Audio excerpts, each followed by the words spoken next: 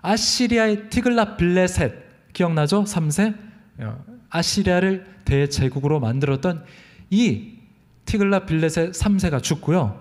살만에셀 5세라는 이 왕이 아시리아의 왕이 되었습니다. 이때 어떤 일이 있었냐? 북이스라엘과 이 주변에 있는 가나안에 있는 나라들, 암몬, 모압 이런 나라들이 합심을 했어요. 우리 아시리아 한번, 이번에 아시리아가 계속 이 조공을 요구하니까 우리 한번 반아시리아, 아시리아에 대항해서 우리 한번 싸웁시다. 이렇게 마음을 맞췄습니다. 그런데 이 살마네셀 5세의 아시리아가 너무 강력했어요. 다 뚝배기를 깨버립니다. 그림을 볼까요? 이스라엘에 이제 모든 영토들이 점령당하고 사마리아 수도밖에 남지 않았어요. 아시리아 군대가 사마리아 성을 포위했습니다. 그림 보이시죠? 네. 비문으로 새겨진 이 아시리아의 공성탑, 어떤 파성추, 공성전을 할 때 유리한 이 무기들을 자기들 비문으로 새겨놨어요. 저기 보니까 사마리아를 공격할 때 썼던 무기들로 이제 우리가 볼 수 있습니다. 공성탑, 최초로 공성전에 필요한 무기들을 개발한 나라가 바로 아시리아였습니다. 그러니까 그 당시에는 본 적도 없는 무기들을 가지고 사마리아를 공격해 오는 거예요. 얼마나 놀랐을까. 공성탑 알죠? 네. 올라가서 이제 성벽을 넘는 그 공성탑, 그리고 성문을 깨뜨려 버리는 이 파성추 가지고 오니까 3년을 버티지만 결국은 함락되고요. 사마리아에 있는 모든 건물들 불에 타버립니다. 재가 되어버렸어요. 얼마나 비참했냐면 다음 그림을 볼까요? 아시리아가 자신들을 치적하면서 저런 그림을 남겼어요. 네.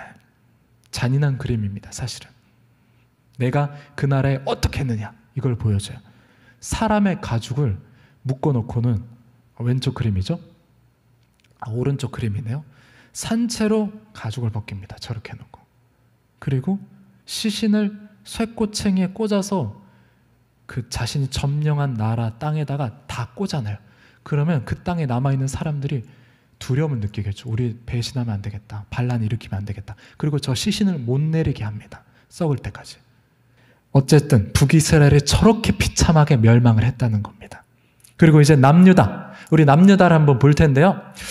네, 남유다, 북이스라엘을 사라지면서 아시리아, 강력한 초강대국 아시리아랑 직접적으로 영토가 맞닿게 됐어요. 어떡하지? 네, 그림을 볼까요?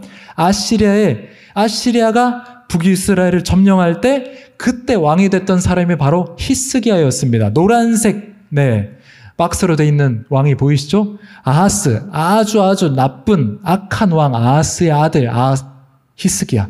그런데 히스기야는 굉장히 선한 왕으로 인정을 받았던 왕이었습니다. 이 히스기야 왕 때가 이스라엘의 섭정제도가 있었어요. 왕이 자신의 아들을 함께 앉혀놓고 공동으로 이제 통치를 하면서 아들이 통치를 배워갈 수 있게끔. 히스기야도 그렇게 통치를 배웠습니다. 그래서 섭정을 하면서 북이스라엘이 어떻게 멸망하는지를 바라봤어요. 자, 성경에서 선한 왕으로 칭찬했던 히스기야, 과연 아시리아를 대항해서 어떻게 정책을 펼쳐나갔는지가 굉장히 또 재미있는 요소가 됩니다. 우리가 성경을 읽었잖아요. 사네립, 아시리아의 사네립을 어떻게 이겼는지 우리가 성경을 봐서 다 알고 있죠. 하지만 초강대국 아시리아를 히스기야가 어떻게 이겼는가, 이 위기를 어떻게 극복했는가, 심플하게 말할 수 있겠죠. 하나님께서 도우셨습니다. 끝. 하지만 정치라는 것은 굉장히 복잡습니다. 네. 대통령 되는 우리가 과정도 보면은 이 정치라는 게 굉장히 복잡하잖아요. 물고 물리고 그런 모습들. 이 히스기야가 펼쳤던 정치도 굉장히 복잡했어요. 사실 어떤 정치를 했는가. 자, 다음 그림은 자, 먼저 치세 1기가 있습니다. 히스기야 왕의 치세 1기에는 어떤 정책을 펼쳤냐면 친아시리아 정책을 펼쳤어요. 초강대국 아시리아 앞에서 나는 과연 싸울 것인가 아니면은 굴복할 것인가. 아버지였던 아하스는 자진해서 아시리아에 굴복했습니다. 그래서 거의 소국처럼 해주려는 거 다 해주면서 그렇게 살았어요. 그러다 보니까 너무 굴욕적이야, 유다 백성들이. 야, 우리가 하나님 믿지도 않은 저 나라에 그냥 다 갖다 바치고 우리가 이렇게 속국처럼 살아도 되겠습니까? 우리 반아시리아 정책을 합시다. 우리 독립합시다. 이렇게 하는 목소리가 점점 높아졌습니다. 그리고 자, 히스기야가 보니까, 히스기야가 보이죠? 히스기야 왕 때 녹색 그림 보이시나요? 네. 아시리아에서는 2명의 왕이 있었어요. 사르곤 2세랑 산헤립, 우리가 잘 아는 산헤립. 그런데 히스기야가 이 두 왕에 대해서 상반된 정책을 펼쳤습니다. 자, 먼저 사르곤 2세 때는 말을 고분고분 잘 들었어요. 네, 엄청 잘 들었습니다. 조공도 잘 바치고요. 해달라는 거 다 해줬습니다. 근데 산헤립 때는 강경 정책을 펼쳐요. 자, 그 이유를 보게 됩니다. 자, 먼저 산헤립 2세 때는 어떤 일이 있었냐면은 사르곤 2세 때 아시리아의 왕으로 이 사르곤 2세가 등극을 했는데 그때 어떤 일이 있었냐면 바벨론도 이제 속국이었어요, 아시리아에. 근데 이 바벨론에 무로닥 발라단이라는 사람이 있는데 반역을 일으킵니다. 그리고 되게 귀찮게 해요, 아시리아를. 그 모습을 가만히 보면서 아시리아가 한 방에 진압을 못하네? 반란 계속해서 이루어지고 있네? 우리도 반란을 일으키자 하면서 여기저기서 반란의 불씨들이 일어났었습니다. 그리고 이때 다음 그림을 보시면요. 가장 중요한 것은 이집트가 힘이 세졌어요. 이집트에서 25왕조는 에티오피아 왕조입니다. 에티오피아가 당시에 상이집트라고 해서 이집트의 밑부분에 그 부분을 다스렸는데 되게 힘이 세져서 고센 땅, 지중해 지역까지도 확장을 했어요. 그러니까 이집트가 힘이 세져서 우리 이집트의 도움을 청해서 아시리아를 몰아내자, 이런 나라들이 굉장히 많아졌습니다. 그리고 이집트도 우리가 도와줄게, 반란 일으켜, 아시리아 한번 없애보자, 이렇게 계속해서 뭔가 펌프질을 했어요. 그래서 유다에서도 우리 반란 일으키자라는 말들이 많아졌지만 이때 이사야가 예언을 합니다. 한번 볼까요? 이사야 20장 2절. 이렇게 예언을 해요. 네. 그때 여호와께서 아모스의 아들 이사야에게 말씀하여 이르시되, 여기서 아모스는 우리 배웠던 그 아모스 아닙니다. 다른 아모스입니다. 이르시되 갈지어다 내 허리에서 배를 끌고 내 발에서 신을 벗을지어다 하시매 그가 그대로 하여 벗은 몸과 벗은 발로 다니니라. 자, 벗은 몸과 벗은 발로 다니면서 하나님의 말씀을 예언합니다. 무슨 의미일까요? 벗은 몸과 벗은 발, 어떤 의미가 있을까요? 바로 포로로 끌려가는 장면을 묘사하는 겁니다. 옷도 제대로 걸치지 못하고 신발도 제대로 못 신고 포로로 끌려가는 그 모습을 이사야가 직접 보여주면서, 너희 만약에 이집트 의지해서 지금 아시리아의 반란 일으키면은 분명히 너희는 망하게 된다. 이집트 너희 안 도와줄 것이다. 절대 반란 일으키지 마십시오. 그래서 히스기야가 반란 일으키지 않습니다. 참습니다. 그리고 예언대로 사르곤 2세가 다 진압해버려요. 가나안에서 반란 일으켰던 사람들 나라들 다 진압해버립니다. 그리고 반란 일으켰던 각 나라의 통치자들이 이집트로 도망가요. 어떻게 못하니까. 그때 이집트가, 이 나쁜 사람들이 아시리아에 그 도망온 사람들을 다 넘겨줍니다. 네. 아주 통수를 제대로 치는 이집트. 네. 그래서 강대국을 믿으면 안 된다. 네. 도와준다고 했다가 배신 때린다. 네. 그런 아주 교훈을 얻게 되죠. 그리고 두 번째, 치세 2기. 자, 이제는 자주 국방을 위한 대공사를 시작합니다. 히스기야가. 전투 중에 사르곤 2세가 사망을 합니다. 네. 갑자기 왕이 병사를 했어요. 그럼 어떻죠? 후계자를 세우지 않았어요. 그러니까 저마다, 자, 알렉산더 대왕이 후계자 안 세우고 죽으니까 나라가 4등분 되잖아요. 그것처럼 지금 아시리아도 갑자기 왕이 죽으니까 우리가 왕 될 수 있나? 막 그런 반란들이 막 여기저기서 일어나게 되었어요. 결국엔 산헤립이 왕이 되었지만 국내 정세가 굉장히 어수선한 시기였습니다. 그래서 역시 마찬가지로 그러다 보니까 우리 독립 이룰 수 있겠는데 각 나라에서 또 반란을 일으켰어요. 네. 이 힘의 논리에 의해서 왔다 갔다 하는 모습들. 네. 그리고 유다에서도 우리 반란, 이제는 진짜 반란 일으켜야 됩니다. 지금 보니까 나라가 쪼개질 것 같아요. 아시리아 이제 망할 것 같아요. 우리 반란 일으킵시다. 너무 반란 일으키자는 사람들의 목소리가 높으니까 히스기야도 이 탄핵되면 안 되잖아요. 지지율 떨어지면 안 되잖아. 그래서 오케이, 알았다, 해줄게, 반란합시다. 그렇게 할 수밖에 없었어요. 결국은 그림을 볼까요? 네, 지금 그 그림입니다. 어쨌든 아시리아가 사르곤 2세처럼 분명히 다시 반란 진압하러 올 거다. 그래서 미리 대비를 합니다. 자주 국방을 위한 노력. 이중 성벽을 설치합니다. 자, 빨간 동그라미에 이 주황색은 이전에 있던 예루살렘 성이고요. 녹색 부분 확장, 히스기야가 확장된 확장 공사를 한 그 성벽입니다. 거의 2배 이상으로 성벽을 크게 만들었죠. 두께도 7m, 그리고 높이는 3.3m.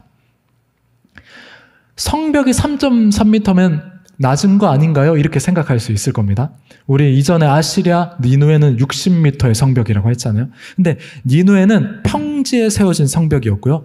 이 예루살렘은요, 골짜기 위에 세워진 성입니다. 그러니까 골짜기가 있고 골짜기 위에 세워진 성이 바로 예루살렘 성이기 때문에 골짜기 위에 3.3m, 사실 3.3m이지만 사실은 더 높은 거예요. 의미상으로 보면은 굉장히 산성 같은 느낌.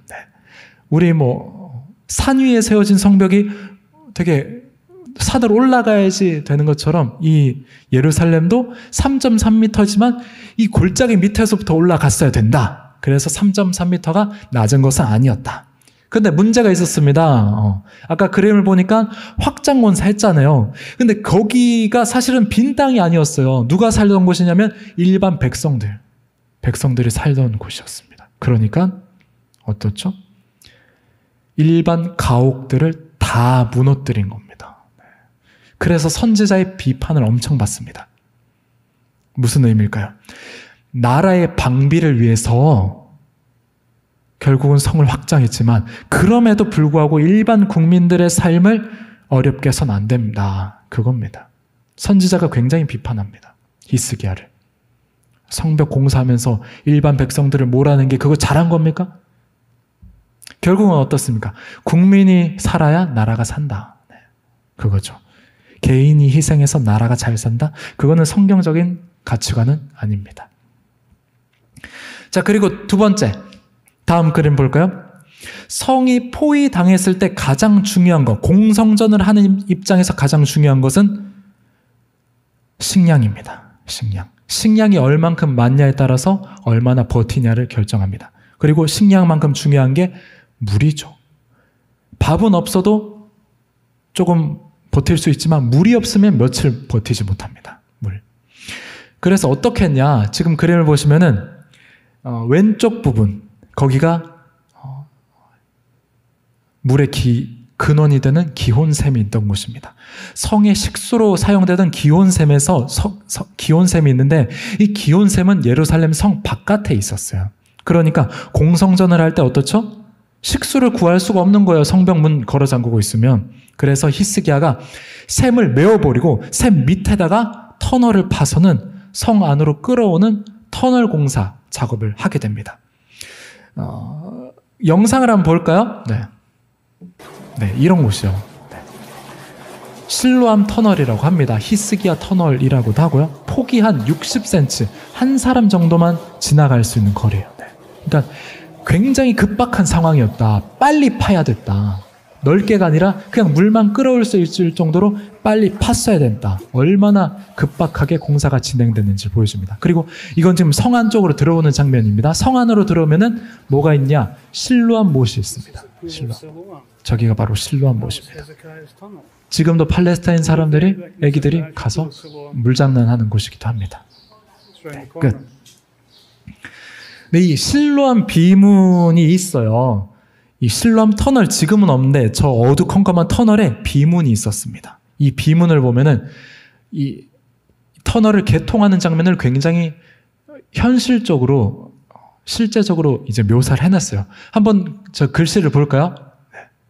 이렇게 돼 있었어요. 3큐빗은 1.3m입니다.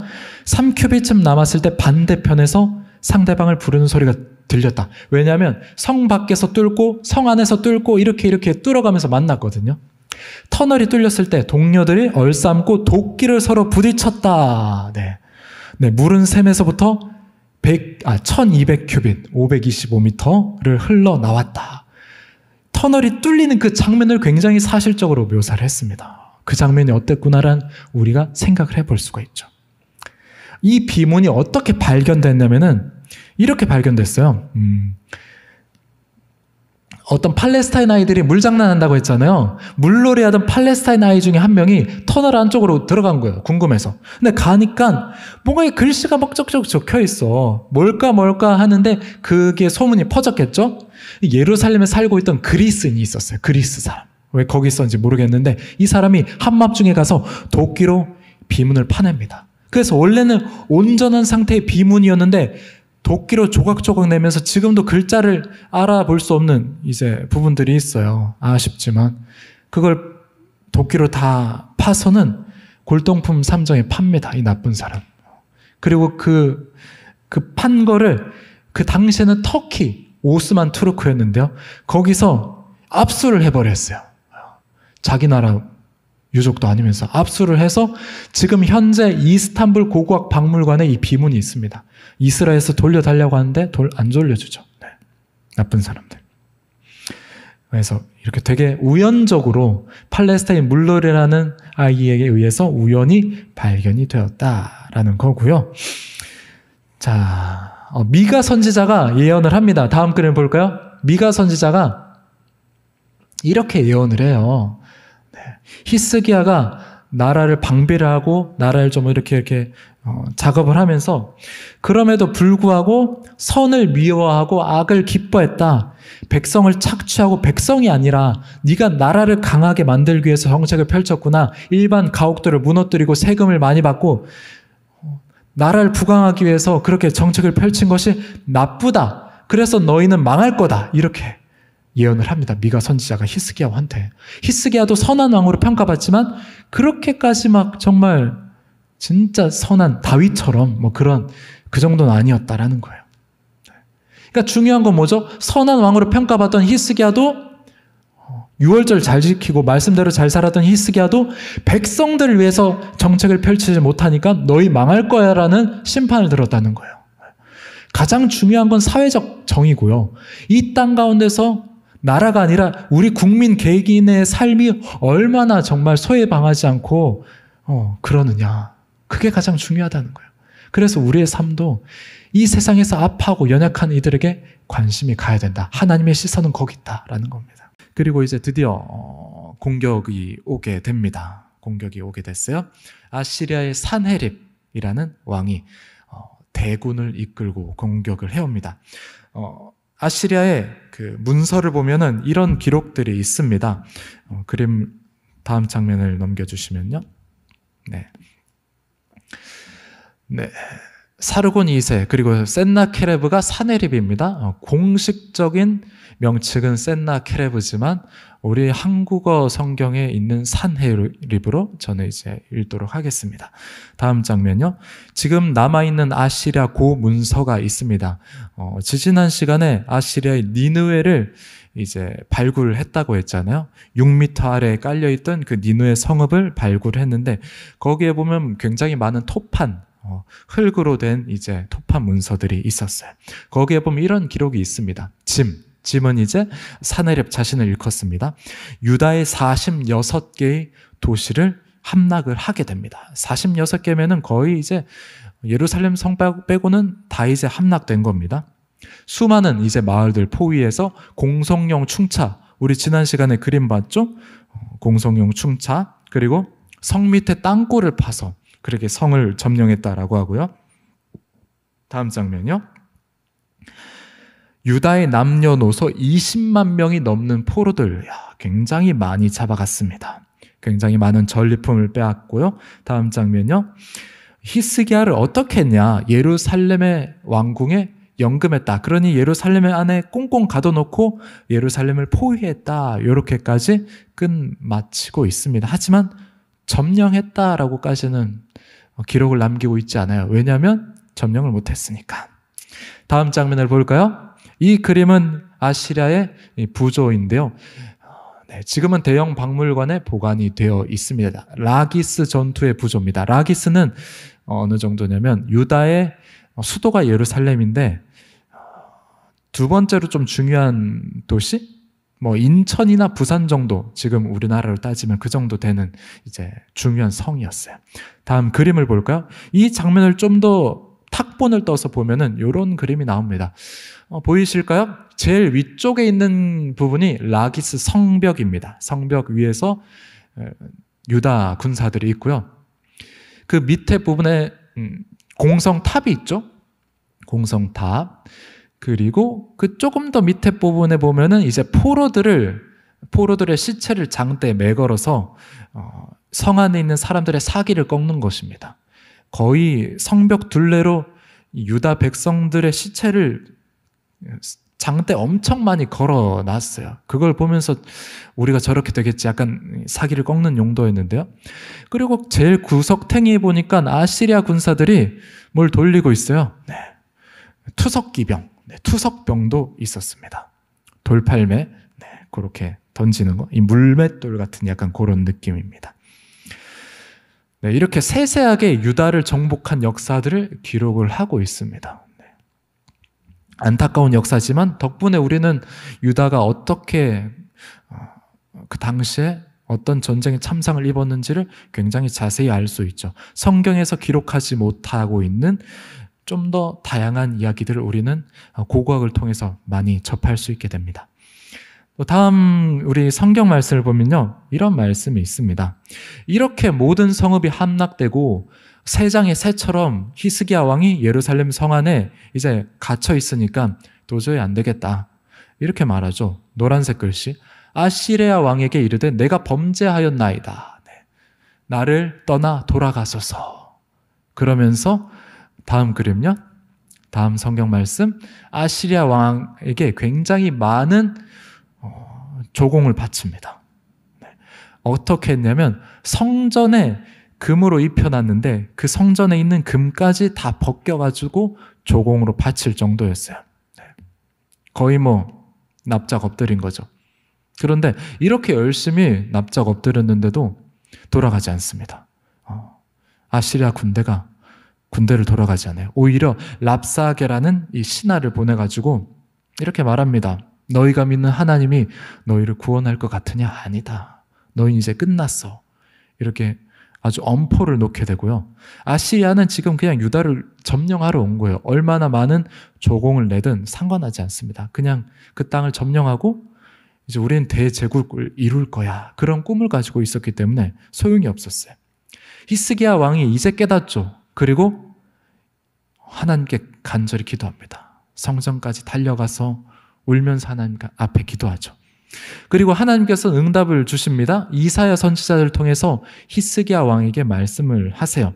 내가 아시리아 군대를 물리치게 할 거다. 그리고 예언대로 정확하게 우리가 이루어진 역사를 성경에서 볼 수가 있습니다. 하룻밤새 18만 5천의 아시리아 대군이 끝장이 나게 되고, 그리고 사네립은 유다 고국 땅으로, 유다가 아니라 자기 아시리아 조국 땅으로 이제 가게 됩니다. 이 그림이 뭐냐면요, 요세푸스라는 역사학자예요. 이 역사학자는요 1세기 당시, 그러니까 예수님과 거의 동일한 시기에 살았던 역사학자입니다. 이 요세푸스 역사학자가 당시 그 기록하기로는 이렇게 자신은 이제 해석을 하고 있어요. 어떻게 하룻밤새 그렇게 대군이 전멸할 수 있느냐? 그것은 수많은 쥐떼가 나타나서 아시리아 군과 뭐 이런 무기들을 다 갈갈이 쪼개어 놨고, 게다가 쥐는 어떻죠? 흑사병을 옮기는 패스트를 옮겼기 때문에 전멸할 수밖에 없었다, 이렇게 또 말을 하고 있습니다. 믿거나 말거나입니다. 네, 이제 마지막, 이제 군대가 다 물러갔어요. 이제 우후, 잘 됐다. 이제 아주 살판이 났죠, 유다 백성들이. 히스기야도 굉장히 좋아했겠죠. 네, 히스기야의 마지막을 보면은 좀 안타까움으로 끝마치고 있습니다. 히스기야 왕이 성경에서 말하는 선한 왕으로 그렇게 기록을 하고 있지만 마지막 부분을 보면은 이 박수 칠 때 떠나라라는 말이 있는데 그렇지 못했어요. 히스기야가 아시리아의 대군을 이제 물리치고 난 다음에 바벨론에서 히스기야 왕에게 사신을 보냅니다. 바벨론은 아시리아랑 경쟁 국가입니다.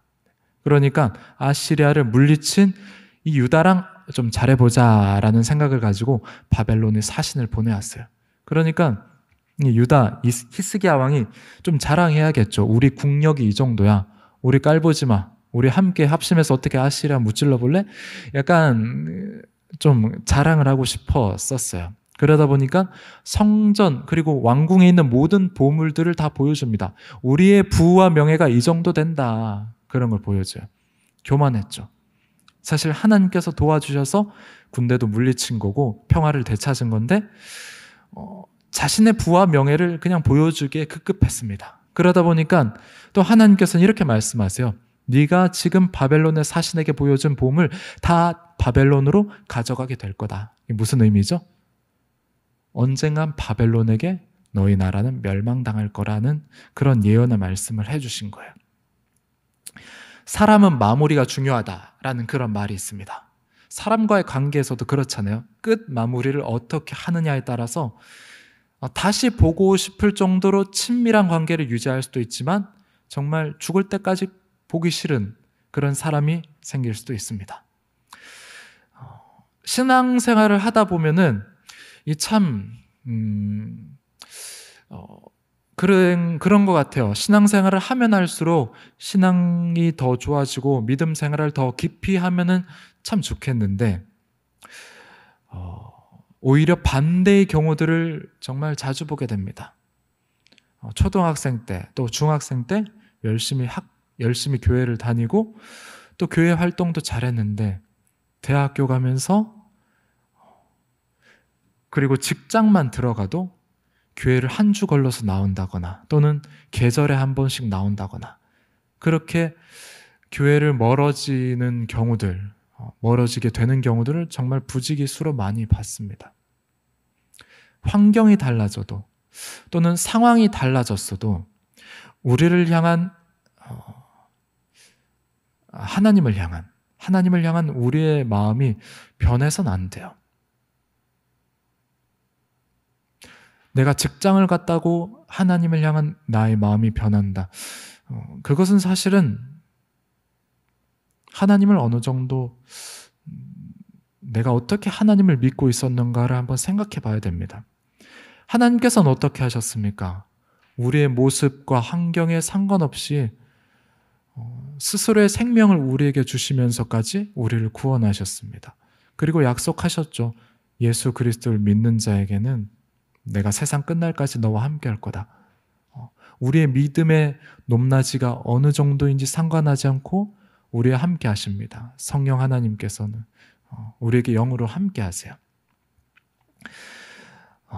내가 어떤 사람인지 구분하지 않으시고 나에게 함께 하시는 예수님을 믿는 사람이라면 마찬가지로 우리도 똑같아야 돼요. 우리의 환경 가운데서 우리의 상황 가운데서 예수님과 함께 동행하는 삶이 흔들려서는 안 됩니다. 그거는 예수님 만약에 흔들린다. 내 상황에 따라서 내 신앙이 달라진다. 내가 조금 더 환경이 괜찮을 때는 교회에 헌신하다가 내가 좀 바빠질 때는 내려놓는다. 그것은 사실은 내가 예수님이 아니라 다른 것을 보고 신앙생활을 하고 있지 않나. 그걸 한번 생각해 볼 필요가 있습니다.